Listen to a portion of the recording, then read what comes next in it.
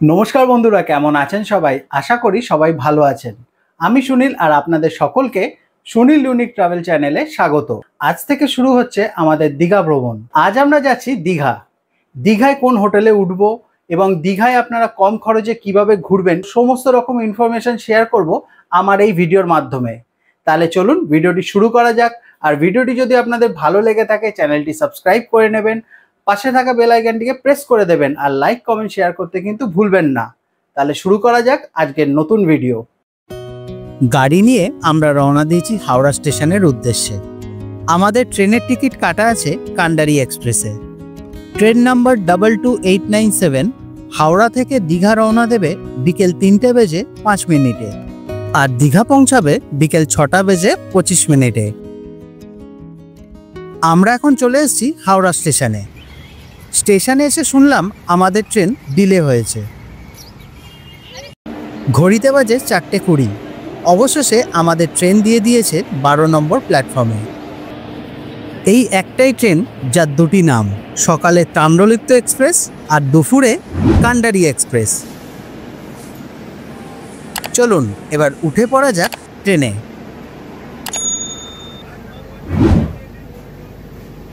ট্রেনের ভিতরে একেবারে হাউসফুল অবস্থা। সবাই চলেছে দীঘার নবনির্মিত জগন্নাথ মন্দির দর্শন করতে।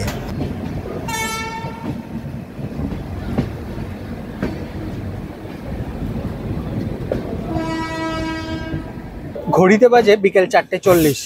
এখন আমাদের ট্রেন ছেড়ে দিল দীঘার উদ্দেশ্যে।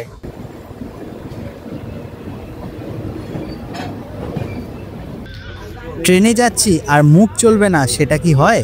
তাই নিয়ে নিলাম গরম গরম মোচার চপ।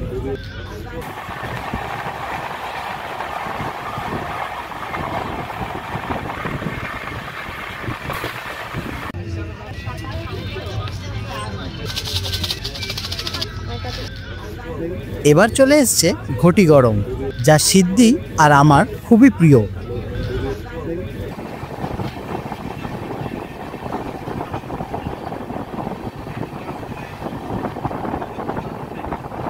ঘড়িতে বাজে 8:20। এখন আমাদের ট্রেন এসে পৌঁছালো দীঘা স্টেশনে। আর স্টেশনে নেমে আমি যা দেখলাম সেটাও আপনাদেরকে দেখাচ্ছি। সামনেই দেখা যাচ্ছে দীঘার নবনির্মিত জগন্নাথ মন্দির। ট্রেন থেকে নামতেই লেফট সাইডে আপনাদের চোখে পড়বে এই সুন্দর মন্দিরটি। রাতের আলোয় মন্দিরটি অপূর্ব লাগছে। আগামীকাল অর্থাৎ 30শে এপ্রিল এই মন্দিরের শুভ উদ্বোধন। দীঘার চারপাশে এখন সাজো সাজো রব। নতুন মন্দির উদ্বোধন হবে বলে। এখন আমরা স্টেশনের বাইরে যাব। স্টেশনের বাইরে গিয়ে টোটো বা অটো ধরে আমরা নিজের হোটেলে চলে যাব, যে হোটেলটা আমরা বুকিং করেছি। স্টেশন থেকে বেরিয়ে আমরা এখন টোটো ধরব। দীঘার রাস্তাঘাট এখন সাজানো হয়েছে আলো দিয়ে। এবারে দীঘা ভ্রমণে আমরা থাকছি হোটেল ইয়েস রেসিডেন্সিতে। এই হোটেলে আমার আগে থেকেই রুম বুক করা আছে। তাহলে চলুন এবার হোটেলের ভিতরে যাওয়া যাক।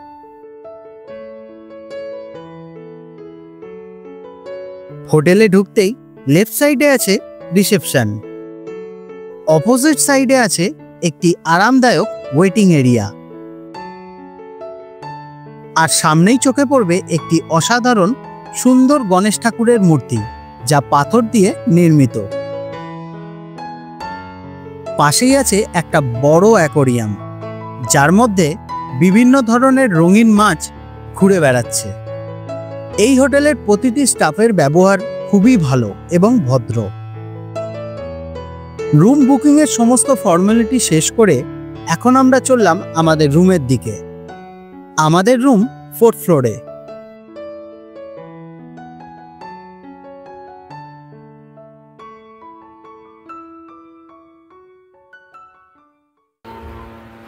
আমরা এসে পৌঁছালাম 4th ফ্লোরে। লিফট থেকে নেবেই এখানে যে একটা স্ট্রাকচার করা আছে, খুব সুন্দর লাগছে কিন্তু দেখতে।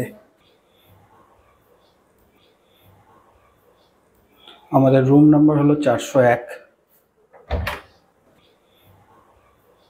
রুমে ঢুকেই ফার্স্টেই আপনারা এখানে একটা আলমারি মতো পেয়ে যাবেন। আলমারিটা একবার খুলে দেখিয়ে দিচ্ছি।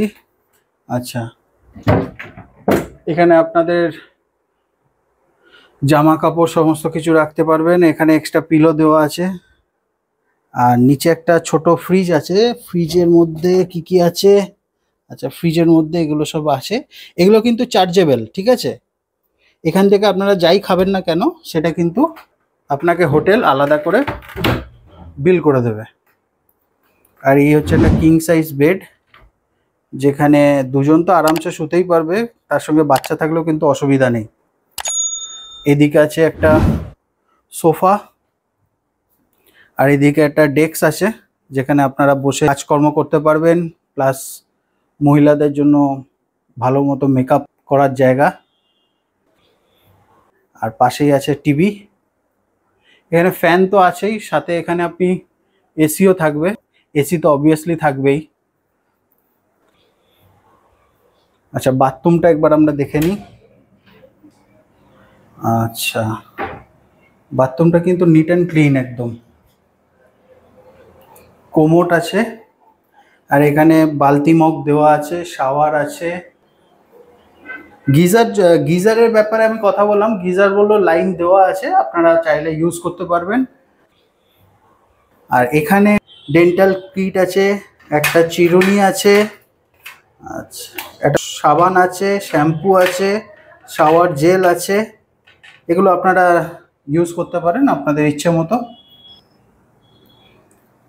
এখানে যে এইটা যেটা সামনে পর্দা দেওয়া যেটা আছে, আমি যেটা নিয়েছি এটা হচ্ছে সাইড সি ফেসিং, তো আপনাদের এটাও দেখিয়ে দিচ্ছি। এটা হচ্ছে ব্যালকনি, আর ব্যালকনি থেকে বেরিয়েই দেখুন সমুদ্র। তবে দিনের বেলা যখন আপনাদের ভালো করে হোটেলের যে রুমটা আমি ট্যুর দেবো তখন আপনারা বুঝতে পারবেন। হোটেলে আমরা চেক ইন করে নিয়েছি, এখন আমরা দীঘার আশপাশটা ঘুরে দেখার জন্য বেরিয়েছি। দীঘার একটু রাতের সাইট সিনটা করেই দেখি কিরকম লাগে। টোটো ধরে আমরা এখন চলে এসেছি দীঘার জনপ্রিয় একটি পার্কে, যার নাম হলো ঢেউসাগর পার্ক। পার্কে ঢুকতে হলে প্রথমেই আপনাকে টিকিট কাটতে হবে।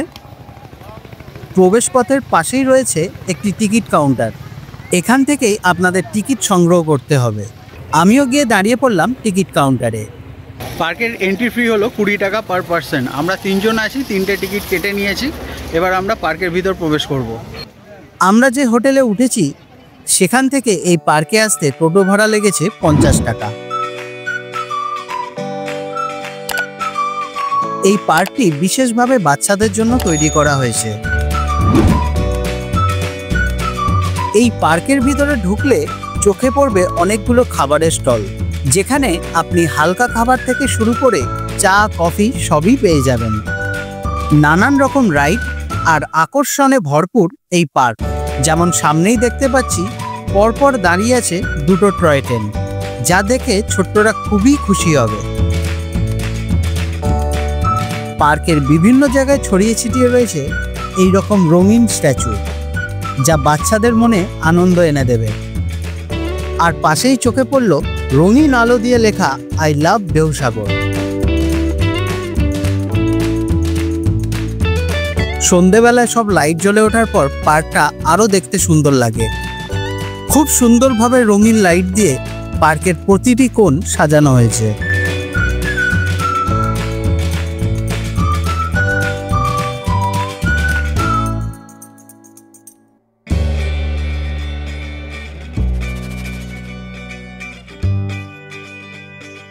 পার্কের ভেতরে একটি ছোট্ট জলাশয় রয়েছে, আর সেই জলাশয়ের মাঝে দেখা গেল এক মজার দৃশ্য। একটা কুমির তাক করে বসে আছে সামনের দিকে দাঁড়িয়ে থাকা একটি বককে ধরার জন্য।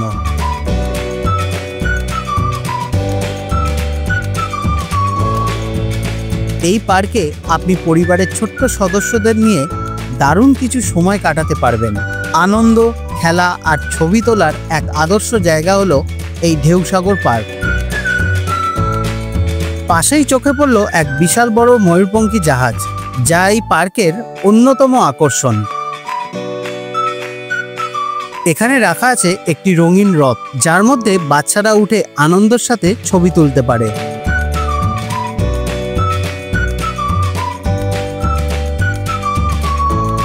বাচ্চাদের জন্য এখানে সাইকেল চালানোর আলাদা জোন করা আছে। এই পার্কটি শিশুদের কাছে একেবারে স্বপ্নপুরী।